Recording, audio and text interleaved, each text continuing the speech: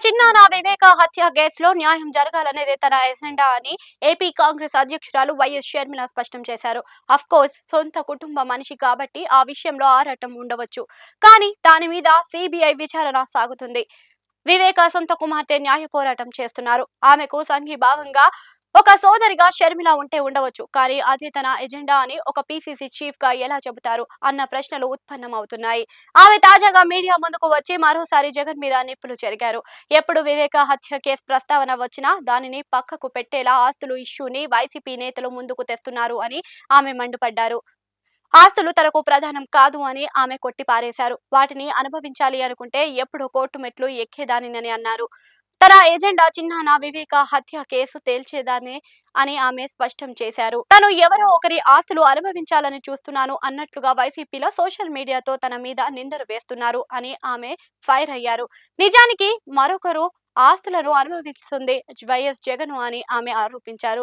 జగన్ కి అన్ని విషయాలు తెలుసు కాబట్టే మాట్లాడకుండా మౌనంగా ఉంటున్నారు అని ఆమె అన్నారు.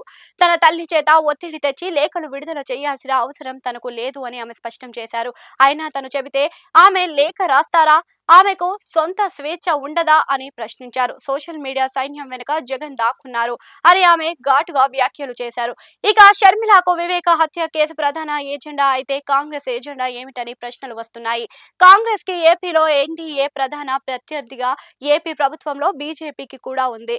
అలాగే కేంద్రంలో టీడీపీ జనసేన ఉన్నాయి. మరి దాటిగా ఎన్డీఏ మీద జాతీయ స్థాయిలో రాహుల్ గాంధీ సహా అంతా ఉద్యమిస్తున్నారు. కానీ ఏపీలో ఆ పరిస్థితి కనిపించడం లేదని అంటున్నారు. వ్యక్తిగత ఎజెండాలను తెచ్చి అవే మెయిన్ ప్రయారిటీ అని చెప్పడం వల్ల ఉపయోగం ఏమిటి అని అంటున్నారు. షర్మిల ఒక లాజిక్ మిస్ అవుతున్నారు అని అంటున్నారు. వైసీపీ ఏపీ ప్రభుత్వం మీద పోరాటం చేసే దానికంటే కాంగ్రెస్ ఎక్కువగా చేస్తే ఆటోమేటిక్ గా జనాలు ఆ పార్టీ వైపు చూస్తారు అని అంటున్నారు. అలా వైసీపీని తగ్గించి కాంగ్రెస్ బలపడే అవకాశం ఉంటుందని అంటున్నారు. అయితే షర్మిల మాత్రం జగన్ మీద విమర్శలు చేస్తున్నారు తప్ప కాంగ్రెస్ ని బలోపేతం చేయడం లేదు అని అంటున్నారు. ఆమె మీడియా ముందుకు వచ్చినప్పుడు అయితే కూటమి మీద తీవ్ర విమర్శలు కంటే జగన్ మీద హాట్ కామెంట్స్ ఎక్కువగా ఉంటుందని కూడా అంటున్నారు.